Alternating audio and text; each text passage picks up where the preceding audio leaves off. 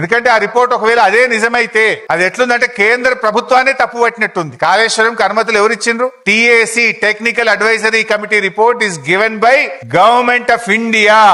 కేంద్ర ప్రభుత్వమే ఇచ్చింది. ఒకవేళ ఆ రిపోర్ట్ నిజమే అయితే కేంద్ర ప్రభుత్వాన్ని తప్పుపట్టినట్టు, అన్ని అనుమతులు ఇచ్చిన సెంట్రల్ వాటర్ కమిషన్ ను తప్పుపట్టినట్టు, ఇంజనీర్లను తప్పుపట్టినట్టు, రిటైర్డ్ ఇంజనీర్లను తప్పుపట్టినట్టు, బ్యూరోక్రాట్లను తప్పుపట్టినట్టు. ఈ రకంగా అసలు రిపోర్టు ఒకవేళ ఇచ్చిందా లేదా తెలియదు. ఇచ్చుంటే మాత్రం అది ఒకవైపే చూసి ఒకవైపే విని ఒకవైపే నిలబడి ఇచ్చిన రిపోర్ట్ లాగా ఉంది.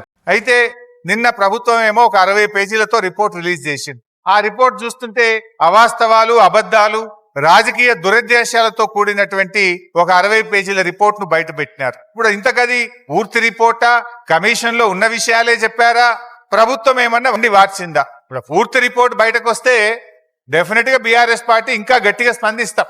అసెంబ్లీలో పెడతామంటున్నారు. అసెంబ్లీలో 650 పేజీల రిపోర్టు పెట్టండి, చీల్చి చెండాడతాం, నిజాలు ప్రజల ముందు పెడతాం, వాస్తవాలను నిగ్గుదిల్చే విధంగా అన్ని విషయాలను కూడా శాసనసభ వేదికగా ఈ ప్రభుత్వాన్ని నిలదీస్తాం.